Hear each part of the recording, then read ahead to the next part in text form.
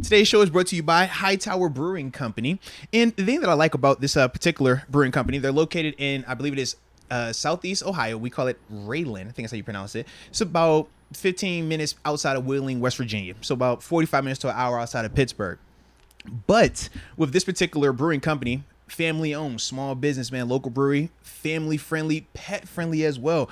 Some of the things they offer within their brewery: live music on the weekends. They always have some type of deal going on food wise as well, man. But IPAs, lagers, the thing that I enjoy the most, and Deke can attest to this as well, they have these dope seltzers as well, man. All the different fruity flavors. I think it was a grape one that I was enjoying. I think it was a blueberry one. That was the other one. It was like a sour blueberry as well, man. It's pretty dope. But the thing that I really enjoy, though, even more so with this, is that this is from a person in the chat, man, a person from this podcast family, man. Greg Whiting, reached out to me when we were at Steelers training camp and was like, yo, man, we want to show some support, man. Big fan of the show. And, we were able to go ahead and get this locked in, man. So we appreciate him, man. So anybody that is going over there, their website is in the description box. You purchase anything on that website, you'll get 15% off all of your purchases, along with if you're in, at the actual location. Like I said, it's located in Ohio, southeastern Ohio. It's like right at the border,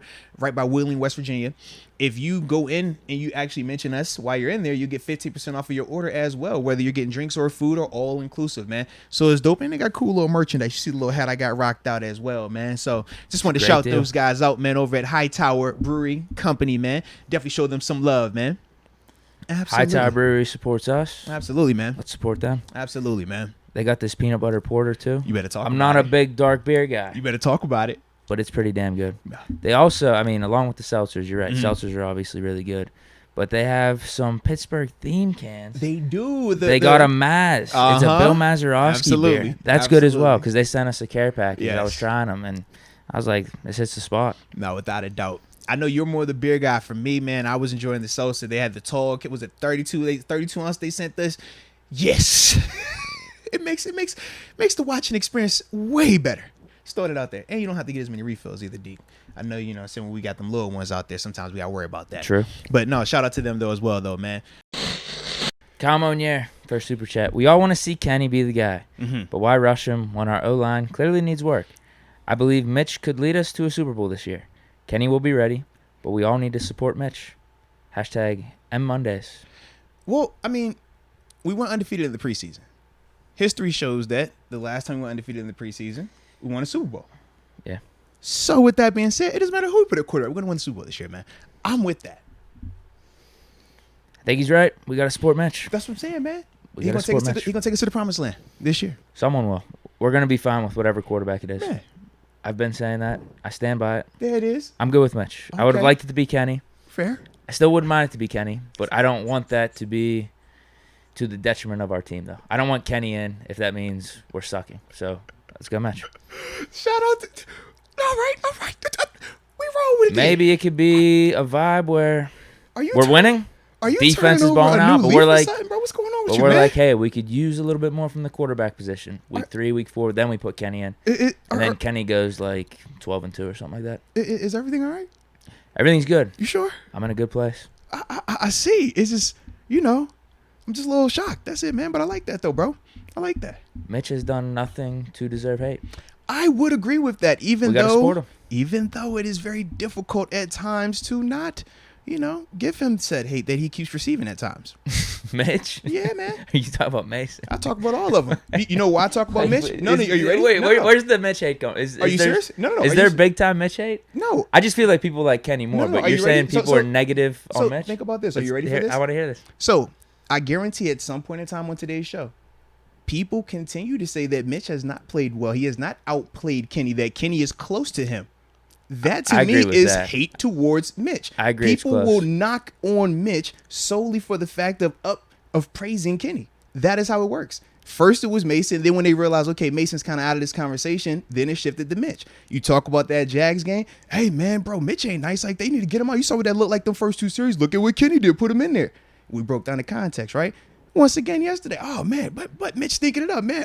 It ain't terrible, but I don't think he did anything all this much better. And it's like, bro, I don't agree with those sentiments, but that is the hate that Mitch gets. It's not in the sense of booing him like we see with Mason, but it is definitely in that sense where everything that he does is not good enough, even when the context is the exact same at times for Kenny. Or the odds are stacked a little bit more against Mitch, and he comes out there and passes with flying colors. It still has this like backhanded compliment every time it's portraying to him. Yeah.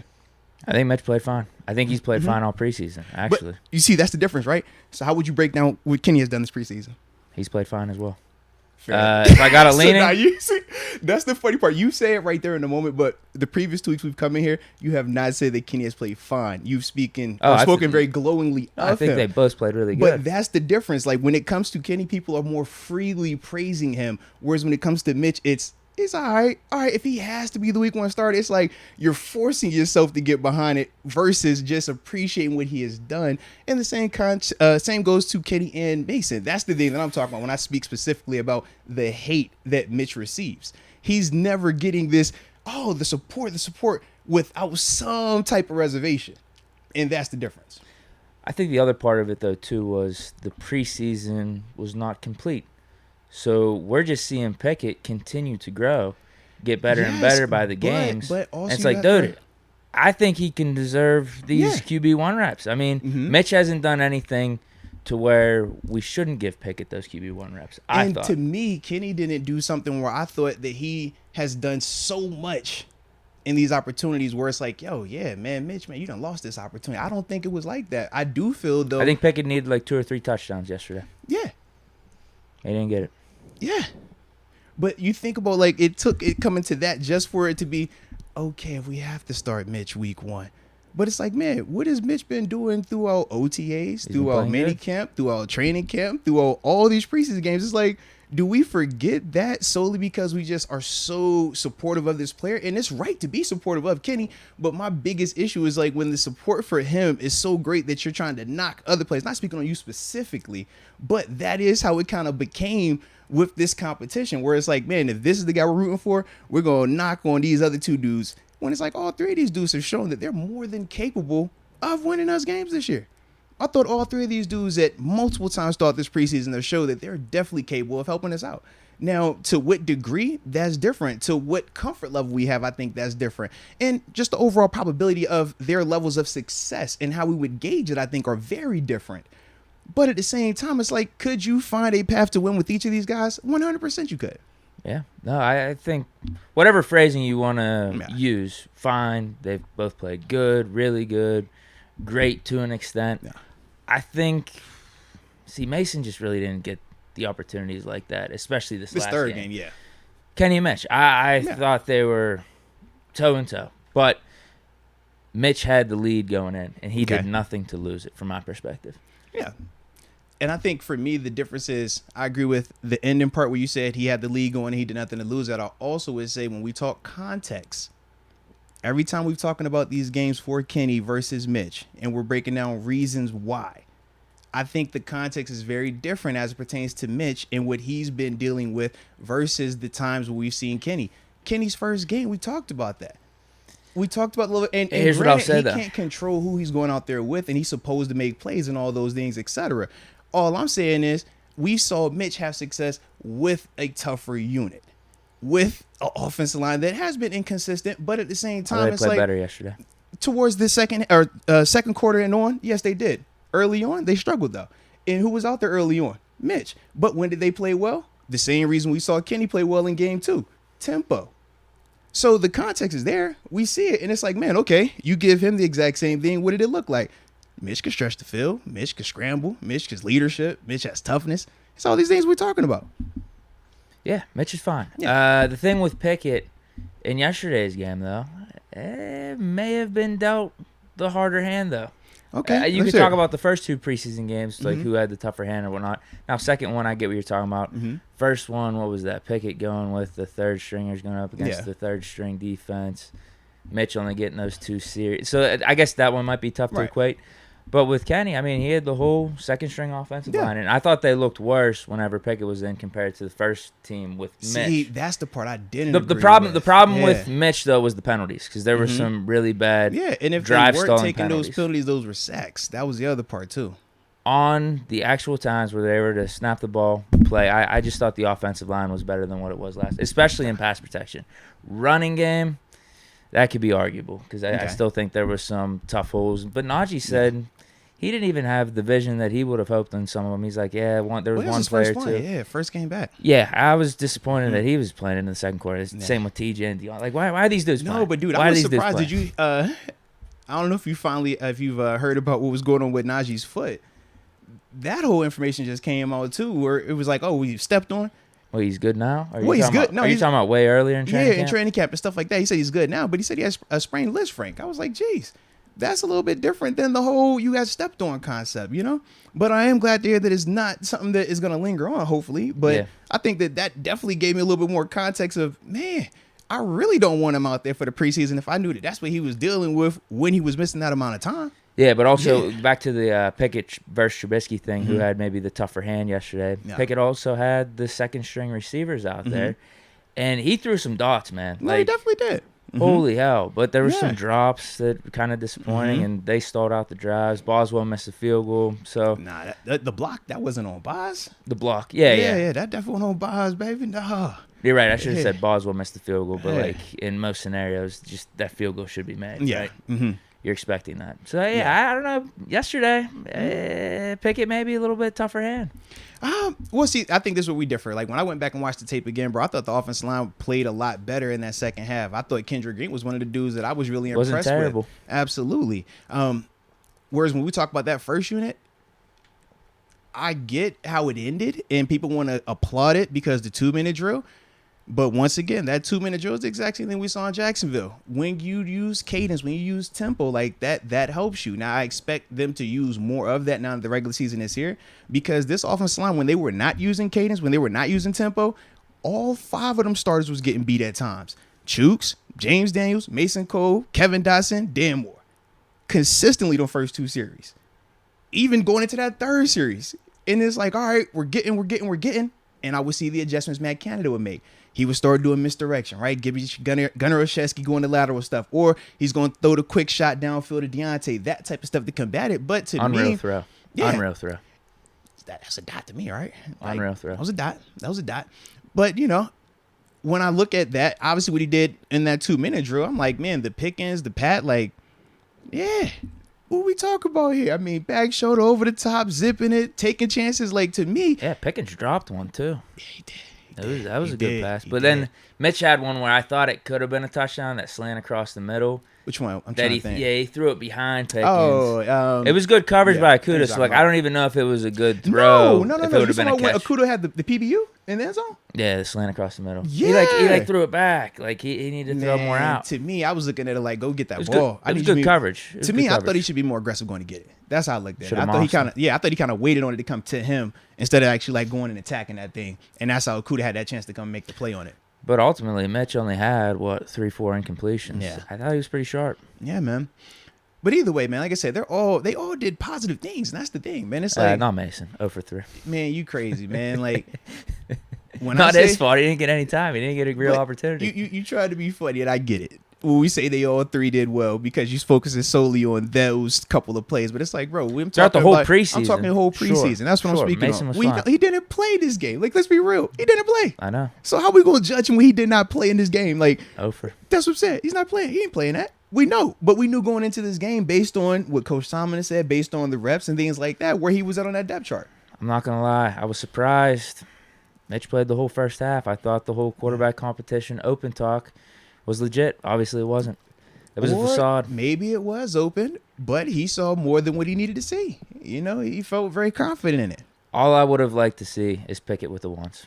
Yeah.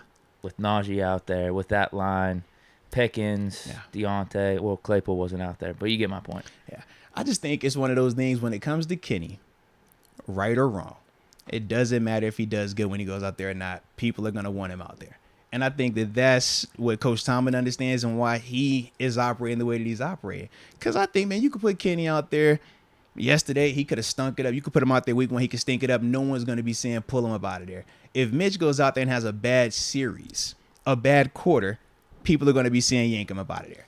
That's the reality of it. So when we're talking about any of these quarterbacks not named Kenny Pickett, think I was saying they're it after 3 forever going to series. have I was the ready. uphill battle. They're All going to caps. forever have that Put uphill Kenny battle. Pickett in this damn game. I tweeted out. Yeah. So when we talk about that, it's like, how could you expect people to legitimately give these other guys chances when that's the biasness going in before the game even happens? Like, that's what these guys are dealing with. So to me, I'm like, it's not close. But when that's the mental perception surrounding those players, in particular Kenny Pickett, it's like, it's nothing y'all gonna be able to do. You could go out there and win the Super Bowl, throw for 5,000 yards, 50 touchdowns, and they're gonna say Kenny would have did 6,060. Mitch could go out there and lead us to the postseason, get us a playoff with it. Kenny would have had us a Super Bowl. Mitch could be a Pro Bowl this year. Kenny would have been All Pro. Mitch could be All Pro. Kenny would have been MVP. Like, that's what he is gonna have to face whenever he goes out there this year. Right, wrong, or indifferent. And that's the part for me where I'm just like, y'all make it so hard at times to support these guys because it's just like the blindness and just the arrogance that comes with the support. It's just like, man, this is not how it works at this level, baby. But I don't that's know, the part- dude. that's the beauty Pickett of the played season, man. good. What Yeah. I don't know what we like No, in terms of it's it good, being. man. Yeah. Wait, like the stats are almost very eerily similar Right. for the preseason. And like between I Pickett said, and man, Mitch. people can read the stats. That's fine.